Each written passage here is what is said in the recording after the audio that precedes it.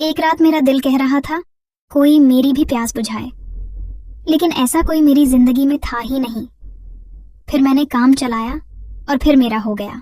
रात को मेरी आंख खुली तो मैंने सोचा जाकर छत पर देखता हूँ, कहीं मेरी बहन सिद्रा और मेरा कजन जावेद आपस में लगे हुए तो नहीं।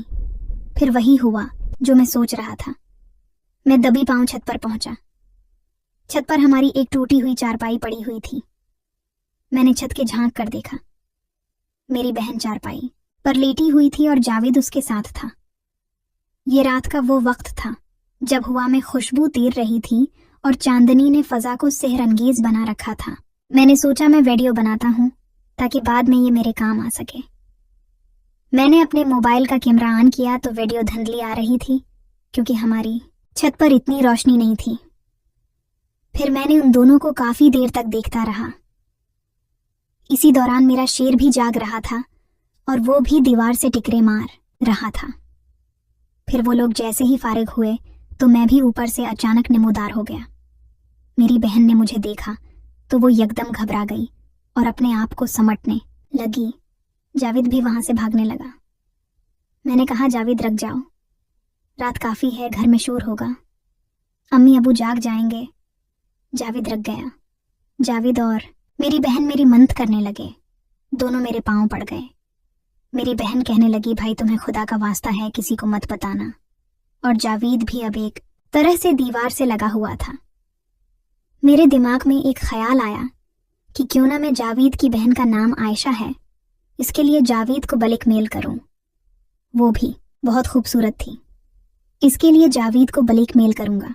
फिर मैंने जावेद से कहा, जावेद अभी रात का वक्त है, इस वक्त तुम मेरे घर में हो और मैं चाहूं तो तुम्हें अब भी फंसा सकता हूं। वो कहने लगा, हाँ कामरान भाई, मैं जानता हूं, आपका एहसान होगा, मैं सारी जिंदगी आपका एहसान नहीं भूलूंगा, मेरा राज राज रहे। फिर वो कहने लगा, कामरान भाई मैं आना ही नहीं चाहता था, आपकी बहन ने मुझे बुलाया था। फिर सिद्रा कहने लगी, हाँ भाई मैंने ही उसे बुलाया है। मैंने उसे कहा, तुम चुप हो जाओ, मैं तुमसे बात नहीं कर रहा, मैं अभी जावेद से निपट लूं, इसके बाद मैं तुमसे बात करता हूं। पहले दिन दोनों को मैंने खूब डराया धमकाया, कहा वो हो जाएगा, ये हो जाएगा। वो दोनों बहुत ज्यादा घबरा गए। फिर मैंने कहा, सिद्रा तुम रखो। मैं जावेद को थोड़ा साइड पर ले आया। मेरे दिमाग में एक आइडिया है, अगर तुम मान जाओ तो तुम्हारा काम भी होता रहेगा और मेरा भी।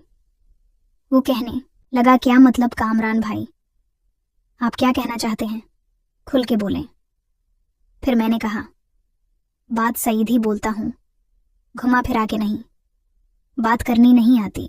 तुम्हारी जो बहन है आयशा, मैं उसे पसंद करता हूं, तो मेरी सेटिंग उससे करवा दो और तुम्हारा जब दिल चाहे, बल्कि मैं खुद तुम्हारी मदद करूंगा, मिलते रहना। फिर वो कहने लगा, कामरान भाई वो मेरी बहन है, मैं उसे ऐसे कैसे बोल सकता हूं।